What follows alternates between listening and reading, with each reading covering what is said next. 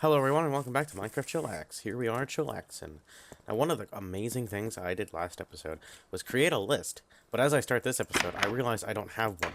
But like the amateur I am, I'm just gonna wing it. That's honestly my philosophy in all other things. And you know what? Why don't we start talking off about that? And we'll have that be our start off in this episode. Winging it and how it's amazing. So a lot of people like to plan things, right? They're planners, schemers, or whatever you want to call them, as Heath Ledger Joker would say. And, well, the thing is, they're doing it wrong. Okay, so, allow me to explain. You see, I was, talking to someone about, Dungeons and Dragons. Don't worry, you don't need to know anything about it, or not much about it, just, it's a game you play with friends, and it involves one person has to do a bunch of preparation in order for it to work. And that role is called a Dungeon Master. So, cool. I was talking with a friend of mine about that, and he was like, yeah, it's the Dungeon Master, I was planning all my stuff, and has all these maps, and, combat tables about random encounters and such. You know what, I don't have any of that, I'll be honest. Some of my players may end up seeing this, and you know what, the thing is I'm just winging it. I am almost always winging it.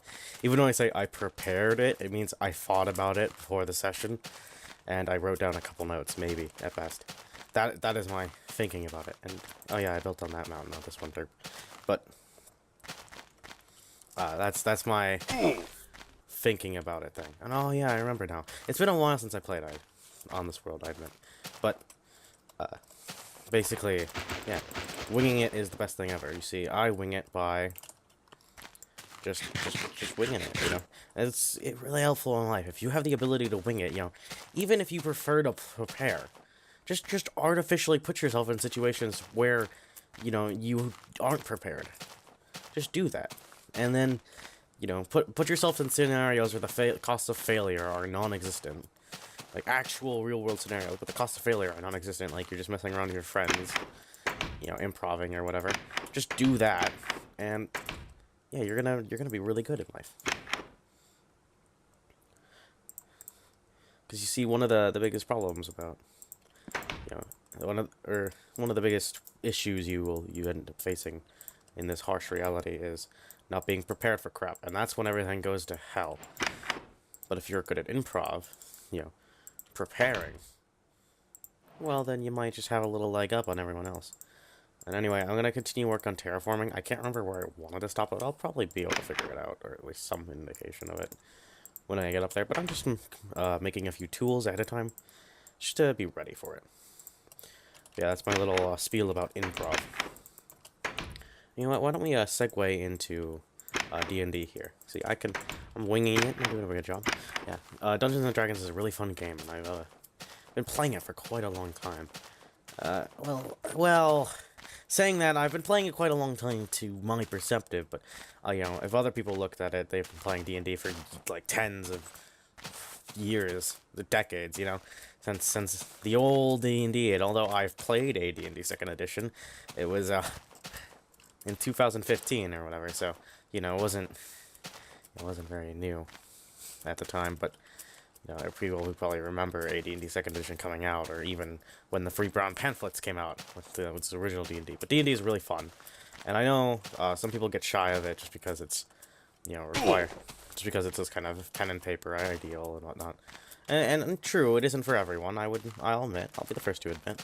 It's not a game that everyone can play, and this sheep will learn that it won't be able to play any games again, but D&D it's really fun experience, and I recommend at least trying it once, if someone comes up to you and says, hey, you want to play D&D, just do it once, all the books, really only one person needs to know half the stuff in the books for you guys to actually play, and they just need to know half stuff in the books, and then they just tell you, oh, roll initiative, that's just rolling a die and adding your dex mod, and that makes no sense to someone who hasn't played D&D, but anyone who actually has, you'll know all about initiative and whatnot. And generally speaking, it's kind of like learning to do any kind of stuff like coding, you learn a language, right? So if someone comes up to you and, speaks code jargon at you, some Brando is gonna go, oh, what? But you're gonna be like, oh yeah, I know all about that code. And that's exactly the case with that D&D stuff. Is you end up kind of learning the slang, I guess, of D&D. I'm trying to make my way up here, and I don't remember how I originally did it, but I'm just kind of nerd pulling right now. I probably took a different route that was a lot faster. I'll rewatch the video after this, so I don't end up taking this route again, but... Ah, yeah, it's pretty much a straight shot from here, as it looks. So yeah, we're just gonna straight shot up here, continue excavating this land with our various tools. Hello, donkey. I remember you. I remember you. Okay. Okay, we're excavating this land here. I think what we want to do is make it to at least this plane. Maybe even this plane. Yeah, I think this plane is what I want to get it to. So yeah, we're just gonna keep a chugging. We'll get that stump out on its own later. But now we're gonna focus our efforts on this cobblestone over here. We're gonna make it a nice flat area up here so we can really get to building. And that is sketchy as all hell. We'll place down some dirt for now to bridge the gap there. And also be really careful, a little bit more careful up here, just to make sure we don't fall into the abyss, because falling into the abyss doesn't usually end well. I mean, name one any form of fiction where falling into the abyss ended really well. Actually, don't answer that. I'm sure there's some kind of fan fiction that's been that way. Falling into the abyss and finding the sex monsters with 4 dildos on them instead of arms or something. I don't know. Anyway, we are pushing along, excavating, and doing a good job with that donkey over there.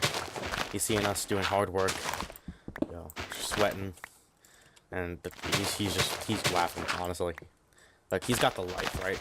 He's just going to the bathroom where he wants, eating the grass, trotting along on this mountain. Little does he know, our excavation is going to terraform this place in bad ways for the donkey. And he might be kicked off, if not becoming our farm animal, where he'll be forced to work for the rest of his life. Har, har, har. The donkey may win for now, but in the end, we will win the war. Alright. Or who knows, maybe throughout the process of excavation, the donkey will just end up becoming a proper ninja by dodging all the various blocks falling and such. He'll end up brushing with death so many times, he'll start high-fiving it every time he passes. And then we won't be able to stop him. He'll become too powerful, and he'll take us down.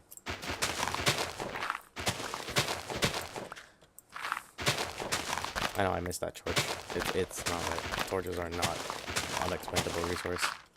They are the definition of expendable. The only thing more expendable in this game is dirt.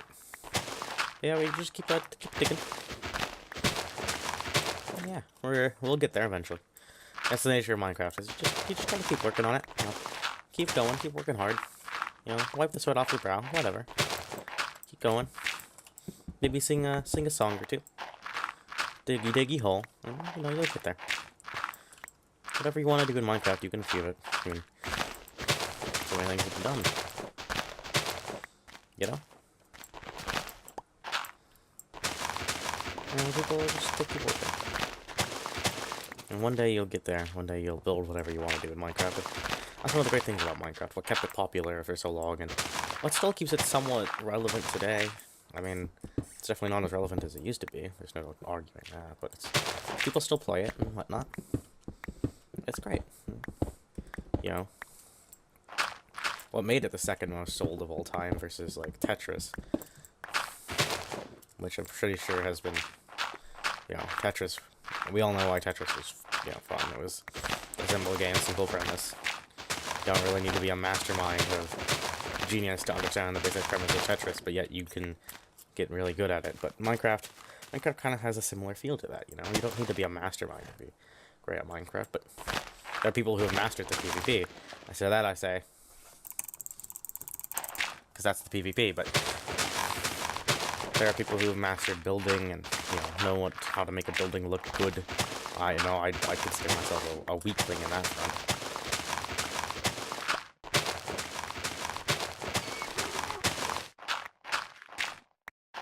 Is that just me, or does crouching make you lower now than it used to? Oh my god, does crouching actually change more realistically now?